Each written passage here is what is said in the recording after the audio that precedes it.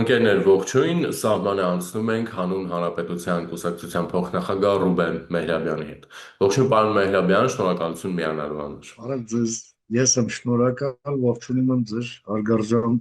լսարանում։ Վստահ եմ լսել եք հրապարակված կամ արտահոսած սկանդալային խոսակցության ձայնագրությունը, թեև չգիտեմ, դա սկանդալային է, թե չէ, այնտեղ եղել է նոր բան, որ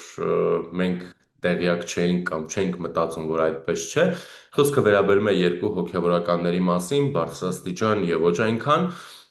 որտեղ խոսվում էր, որ կաթողիկոսը հարկադրում է, որպեսզի հոգևորականները մասնակցեն Նիկոլի դեմ ցույցերին եւ նրանք, ովքեր չեն մասնակցում կամ կարգալույծ են արվում կամ տեղափոխվում են ծառայության իրենց համար այնպիսի վայրեր, որոնք իրենց այսպես ասենք ոչ այնքան հարմար են տարբեր անձնական եւ այլ հանգամանքներով պայմանավորված։ Ես իսկապես չգիտեմ, երբ որ սա ասում եմ, հարցադրումը որը պիտի լինի։ Ես պիտի հարցնեմ, ասեմ, որ սա ճնշում է եկեղեցու ներսում։ Ես պիտի հարցնեմ, ասեմ, որ ինչ կապ ունի սա եկեղեցու հետ։ Ես պիտի հարցնեմ, ասեմ, որ սա քաղաքական process է։ Ես պիտի հարցնեմ, ասեմ, որ սա եկեղեցու հետ կապ ունի, չունի, այն եկեղեցու կամ այն եկեղեցու վերնախավի, որը ը, համարում է, որ մարդկանց վրա ներգործությունը, հանցակազմ պարունակող ներգործությունը օրինաչափ է։ Պիտի հարցնեմ երևի սա մեր եկեղեցու վերնախավն է։ Դե, Այն վերջի հարցը ոնց որ թե հռետորական էր, ցավոք սրտի։ Այո, մենք գործ ունենք առերևույթ շատ լուրջ հանցակազմի հետ, ըստ էության Հայաստանի քաղաքացին ենթարկվում է այսպես բարոյական ճնշման եւ նման արարքը, այն էլ քաղաքական այսպես հենքով, այո, հանցակազմ է պարունակում համենայն դեպս ըստ քրեական օրենսգրքի։ Դե մնացածն էլ արդեն հենց այդ խոսակցության փաստով հարուցված քրեական գործի շրջանակներում արված է հետաքննության էլ համապատասխանությունը կորոշվի, մեղադրանքն էլ կկազմվի եւ կներկայացվի դատարան, բայց այստեղ նաեւ հարց է առաջանում, որ խոսակցության մեջ հղում են անում կաթողիկոսին, այսինքն եկեղեցին լինելով հիերարխիկ կառույց, որտեղ կա վերադաս, կա ստորադաս եւ ըստ այդմ կա սուբորդինացիա եւ այդ կառուցվածքից բխող սուբորդինացիայով չարաշահում է տեղի ունեցել մարդկանց համոզմունքներին հակասող գործողություններին պարտադրելը, ինչպիսին, ասենք, միտինգի մասնակցելը։ Երկրորդը դա այն է, որ սա գալիս է եւս մեկ անգամ ապացուցելու, թե եկեղեցին որքան հեռու է օրենքով սահմանված իր կարգավիճակից եւ առաքելությունից։ Եկեղեցին ըստ էության խառնվում է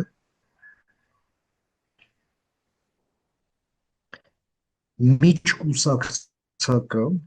միջկուսակցարին, որոնք արվում է կաթողիկոսի վրա հղում անելով։ Կներեք, սա արդեն կուսակրոնության մասին էս անիմաստ խոսակցությունը չի։ Անիմաստ պետություն եկեղեցի հարաբերությունների համար, հա։ Եվ երրորդը, այստեղ շատ հստակ է, հաշվի առնելով այդ, որ նույն կաթողիկոսի եղբայրը տերորիստ է օրհնում իր եկեղեցու, եկեղեցի ասելով որպես շենք, եւ ուղարկում սերիական մարդասպանությունների Ուկրաինայում եւ տերրորիստական ակտերի Հայաստանում, կներեք, սա արդեն լրջագույն հարց է առաջացնում։ Ընդհանրապես պետությունն այստեղ անելիք ունի, թե ոչ։ Մենակ չխոսեք սրբությունից, մենակ չխոսեք նրանից, որ ամոթ է եւ այլ գիտահետազոտական մտքեր, որովհետեւ բանը բանից անցել է եւ պետությունը պարտավոր է կարգուկանոն հաստատել այստեղ, քրեազերծել այդ չափազանց կարևոր ինստիտուտը, բացի դրանից էլ, այո, պաշտպանել իր քաղաքացիների, ինչպիսին ասենք այդ կոնկրետ քահանան է, չգիտեմ, աբեղան է,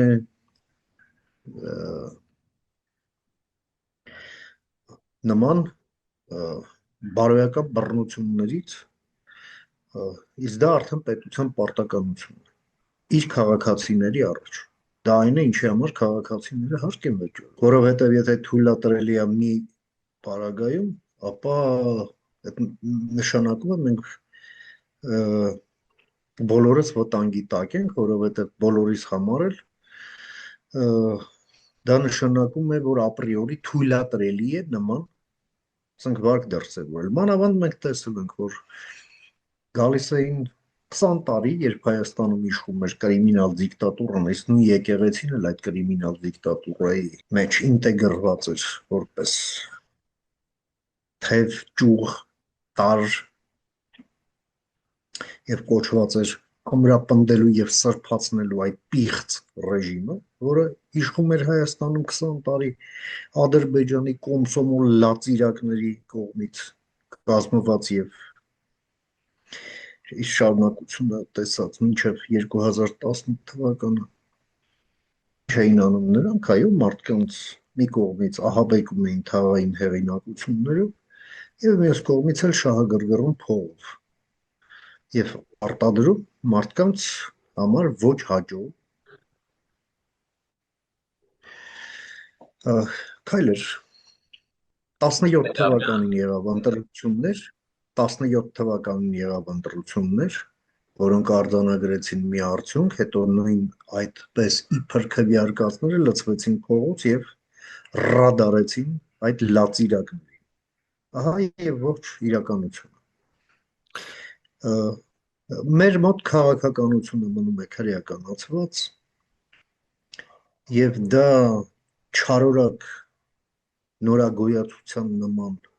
ներծծվում է հասարակական քաղաքական կյանքի տարբեր անկյուններ, նաև այո ցավոք սրտի ներառել է եկեղեցին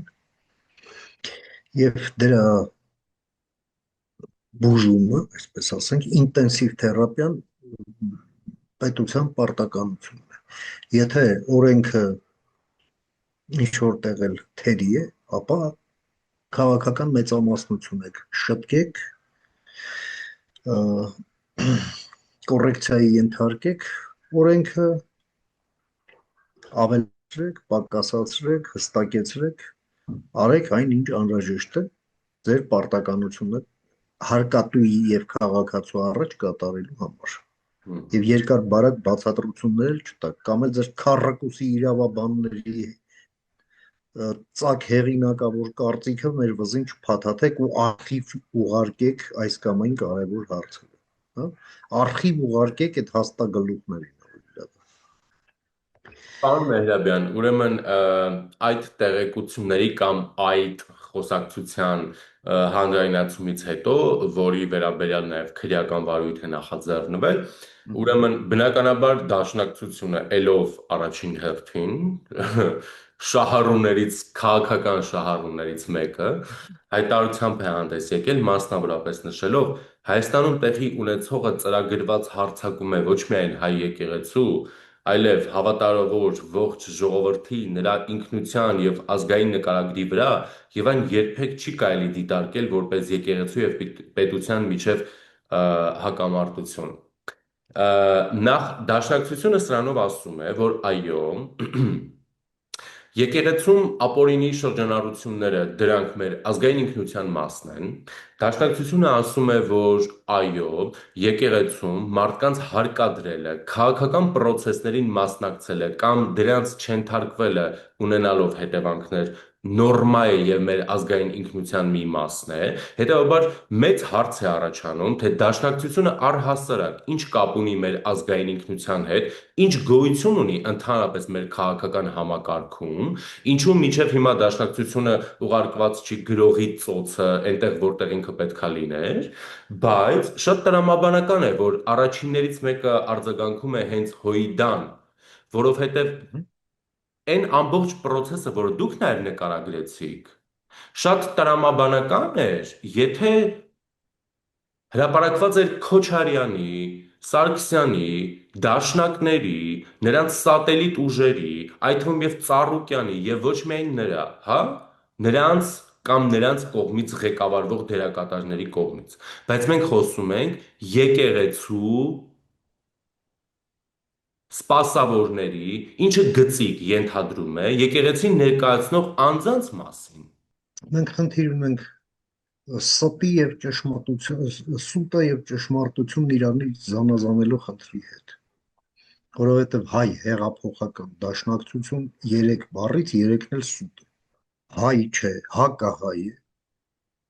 հեղափոխական չէ, հակահեղափոխական է եւ դաշնակցություն չէ, այլ թայֆա, աղանդ, որը ուղղված է Հայաստանի Հանրապետության դեմ։ Եվ պետությունը այդ ամենը հաշվի առնում նաև դե յուրե հենվելով մարտի 1-ի վերաբերյալ Միեդի դատավճռի վրա պետք է կայացնի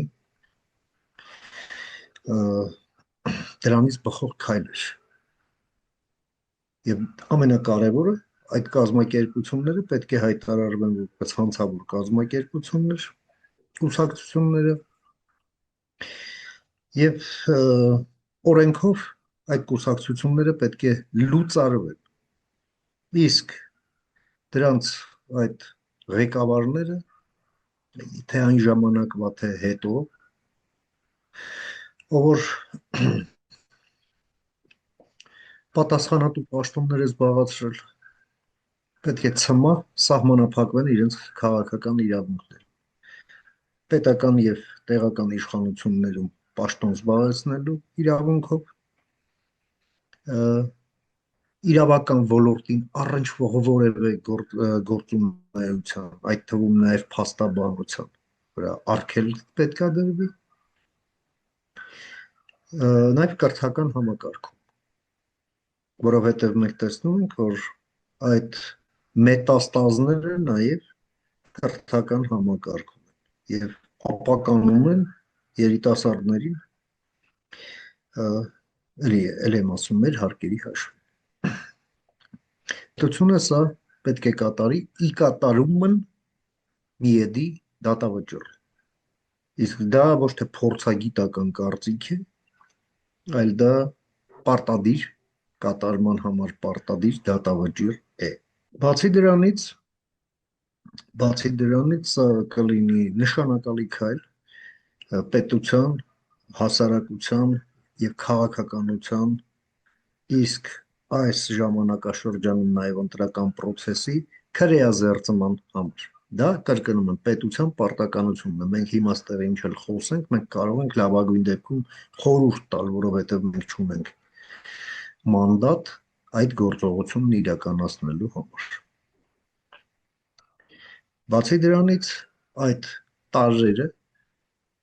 այսօր փորձում են պարազիտանալով ժողովրդավարական մեխանիզմների վրա ձեռք գցել իշխանությանը եւ թաղել ժողովրդավարության պաշտպանությունը եւս պետության, կառավարության, իշխանության, քաղաքական մեծամասնության սրբազան պարտականությունն է հայ ժողովրդի առաջ։ Մանդատը դրա համար է, որ այս գործն արվի։ Ես լսել եմ կարծիքներ, որ նրանք չեն ուզում, որ սա լինի որպես միակուսակցական որոշում։ Եվ քաղաքական մեծամասնության առանձին ներկայացուցիչներ հանդես եկան գաղափարով, խորհրդարանական լսումներ անցկացնել մարտի 1-ի վերաբերյալ այս դատավճռի կատարման ճանապարհների վերաբերյալ մեր կուսակցությունը պատրաստ է ամենաակտիվ մասնակցությունն ունենալ այդ լսումներին եւ հանդես գալ շատ կոնկրետ առաջարկներով, որի մի մասը ես ձեզ արդեն ներկայացրեցի։ Եվ դրանք գաղտնիք չեն։ Մենք համարում ենք, որ որպես Հայաստանի քաղաքական դասի մի բաղկացուցիչ, ինչպիսին է մեր կուսակցությունը եւ պատասխանատվություն զգալով մեր պետության եւ մեր հասարակության առաջ, մենք պատրաստ ենք մեզանից կախված ամեն ինչը, մեր բոլոր ջանքերը գործադրելու այս խնդիրը լուծելու համար։ Կրիմինալը չի կարող լինել քաղաքականության մեջ, չի կարող լինել ընտրությունների մասնակից եւ օքսյումորոն է, երբ ասենք Գյումրիի ընտրությունների հենց ընտրարշավի առաջին իսկ օրը հայտը վարչապետը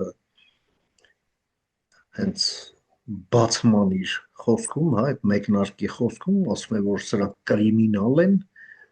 մնացածը կարևոր չէ, որովհետև այստեղ հարցը առաջանում, եթե կրիմինալ են, ինչու բանտում չեն,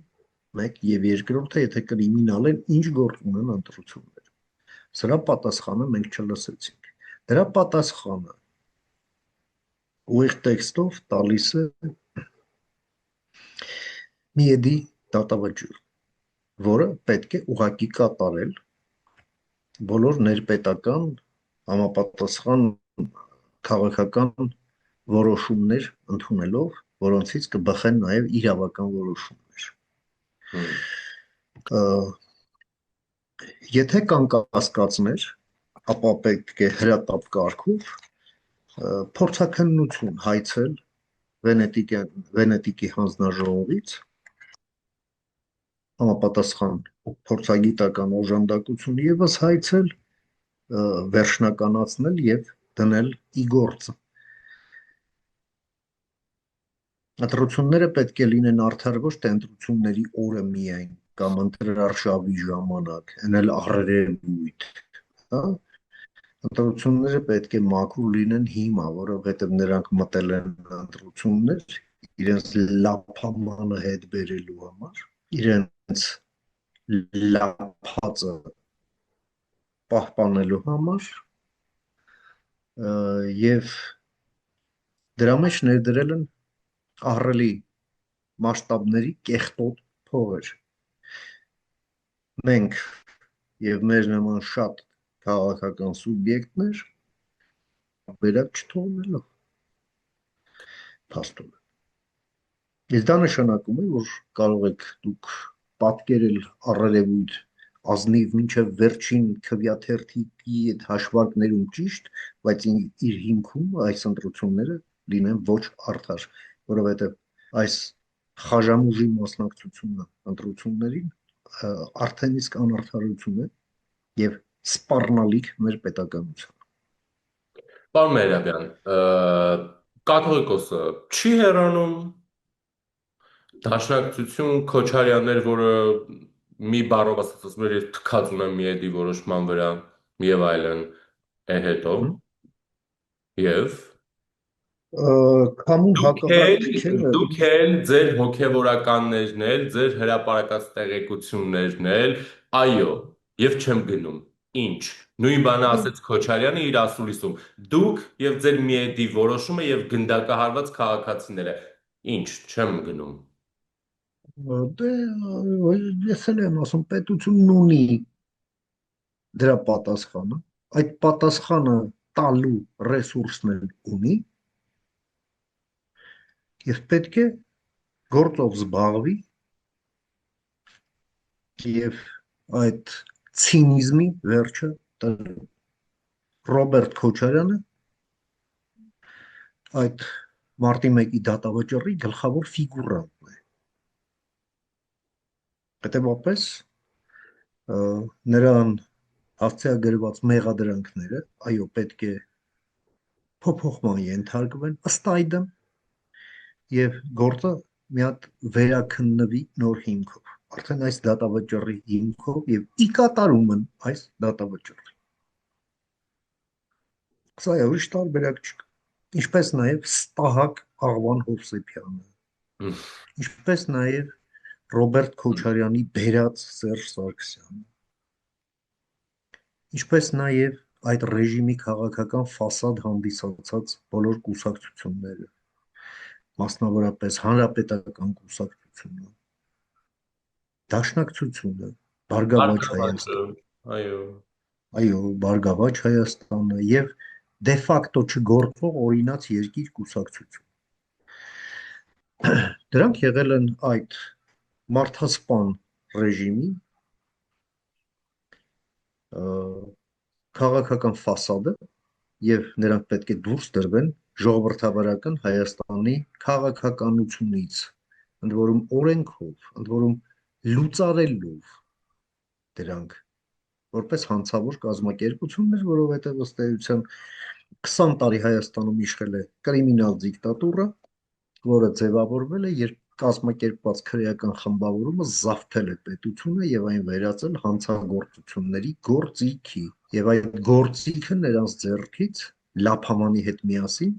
վերցրել է հեղափոխություն։ Ընդ որում ես ուզում եմ նշել, որ հեղափոխությունն էլ, որը տեղի է ունեցել, այդպես էլ իր բնորոշումը պատշաճ կերպով չի ստացել։ Միայն ասվում է, որ եղել է ոչ բռնի եւ եղել է ժողովրդական, իսկ ինչական ուրիշ պետք է լիներ։ Ցանկացած պետության մեջ հեղափոխությունը, երբ զանգվածային է լինում, լինում է ժողովրդական, բայց չի ասվում, որ դա եղել է հակակրիմինալ, հակակոռուպցիոն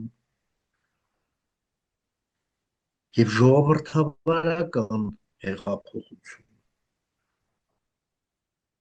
Չի ասվում դրա մասին, երևի չգիտեմ ինչավոր։